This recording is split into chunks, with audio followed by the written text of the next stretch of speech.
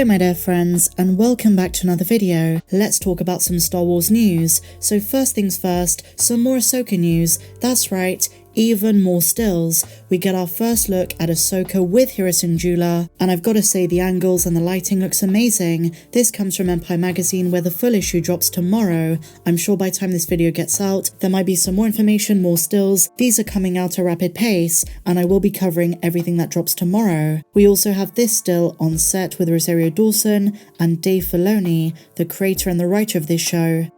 Next up, Baylan and Shin, rest in peace Ray Stevenson, a really awesome kind of side look at them, their profiles. Not too sure what the context is in scene, but again these two are assassins working for Thrawn. And we also have confirmation from Empire magazine that Baylan is a survivor of Order 66 and Shin is his apprentice. They took a darker route, they're kind of like Dark Jedi. And I wonder if Baylan's original master, who's probably now dead, is someone who we know, someone who was around during the prequel trilogy. But at this stage, in the post-Return of the Jedi timeline, they are two survivors who went their own way. Just like Ahsoka, they no longer identify with being Jedi, and they've got their own thing going on in the Force. Ivana Sakno recently spoke about the role of Shin, and how she's going to be an example of something very new. There are tons of surprises coming. I'm just so pumped to learn more about these two. There's so much unknown, they're so mysterious. And of course, that Inquisitor. Could it be someone we know under that mask? We have so many questions, but in this series, our heroes are really up against it. So many enemies are going to be introduced or reintroduced. Are there going to be more? If this character is not Barriss Offee,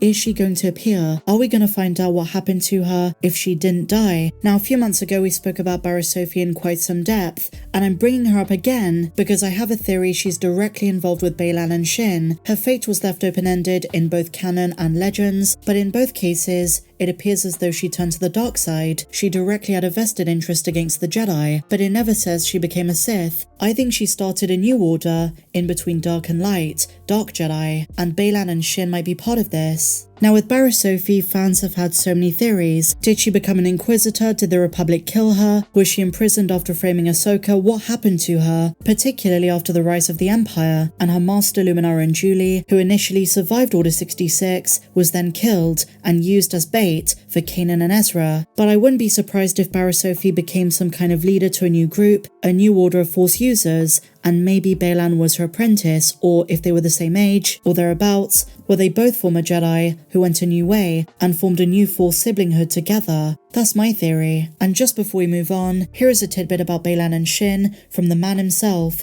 Ray Stevenson, rest in peace. With Shin's his apprentice, and these characters arrive. At first you think, all right, I got the measure of these two, and then you don't. And then you think, all right, okay, that's shifts again. Who are these people? What is their goal? And they are, sometimes like catalysts.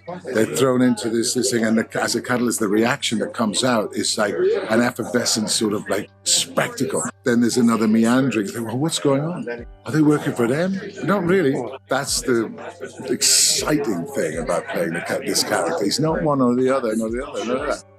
When you see Baylan actually gets to meet Thrawn, is it first time? Is it last time? What's going on again? And so now, my dear Mandalorians, on to The Mandalorian, specifically the way the Disney Plus pop culture sensation inspired the first season of Andor, at least according to Tony Gilroy. In conversation with Deadline, he said the following: "The Mandalorian helps us. That gave us the muscle to swing as weird and far as we have, but it's still a huge gamble, and they just backed our play all the way through in the most extraordinary way, and we kept our business clean, and we hit all our deadlines and did everything we were supposed to do, so we were kind of like the good kid in school. So we were off in London, buttoned up, just making it, and I think everyone's been very pleased with that. It's been very good." The showrunner then admits that Lucasfilm and Disney took a huge risk and gamble on what they were doing with this show. It's not like anything else they've ever done, and Gilroy was given a lot of freedom. This is what he said: "They took a huge gamble on what we were doing, and you know how these things go. When they're this scale, nobody says, oh, I'm gonna sign on for you to start. There's a long period of time showing the work, trying to make deals,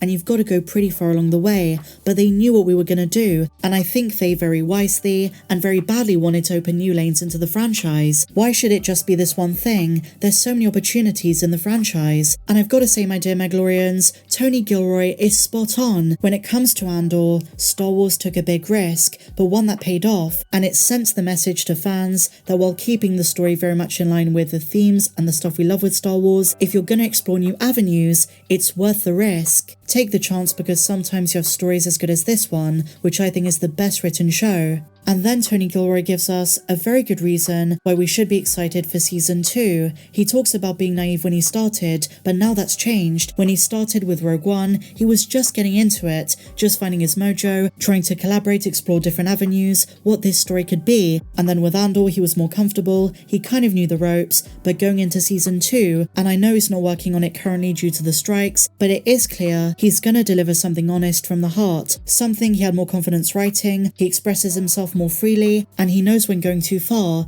is too far. And then we have another massive reveal from the writer. Tony says there were originally going to be other Cassian Andor focused projects before they settled on the Disney Plus series. He says they tried to do it a couple of different times, different ideas, but it was a combination of not being wild enough and also the economics of streaming hadn't really quite arrived as they were doing it. Gilroy says he knew the vision for the series and that it was going to be expensive to make. Quote, "But you know, streaming, I mean, you can't do this show inexpensively. There's no way to do Star Wars inexpensively." And I've got to say, all in all, it's not too surprising to hear that Gilroy was inspired by The Mandalorian, the way Jon Favreau and Dave Filoni did things, to sit down and say, this is what Star Wars is, this is the universe we know, how can we build something new and original within that, push the boundaries, do something a bit weird and wonderful, while also staying within the confines of canon. And if that creative freedom had not been granted to Favreau or Gilroy, we wouldn't have Mando nor Andor. And so finally, my dear friends, Zack Snyder reflects on pitching his Star Wars movie to Lucasfilm. He remembers that conversation and had a full idea of what his story was going to be about, but it never came to fruition. In an exclusive interview with Vanity Fair to promote Rebel Moon, Snyder reveals how his upcoming sci-fi story was conceived as a Star Wars project in the wake of Disney's acquisition of Lucasfilm back in 2012. But rather than continuing the Skywalker story, Snyder envisioned a new tale in the galaxy far, far away, with a brand new set of characters. He says at the time, he was in post-production on Man of Steel. He remembers hearing about the rumblings of the next Star Wars films, and his take was that if they just let him have the IP, he was going to make a very cool movie, one that didn't get in the way of the other Star Wars movies being made. He remembers the meeting with Alan Horn and Lucasfilm president Kathleen Kennedy to pitch the idea. In the end, Lucasfilm didn't like the idea and pushed forward as they did, with the Star Wars films we got. And he finishes by saying, "So it kind of worked out. I didn't really have time to do a Star Wars movie." Now, despite the Lucasfilm rejection, Snyder continued to kick around his pitch and then made his own movie out of it, Rebel Moon, which some people are saying could be the start of the next big sci-fi franchise. He's creating his own universe. So I wish Snyder the best of luck with this. Rebel Moon drops on December 22nd on Netflix. Very exciting stuff. So with that said, my dear friends, share your thoughts on everything we spoke about in the comments down below.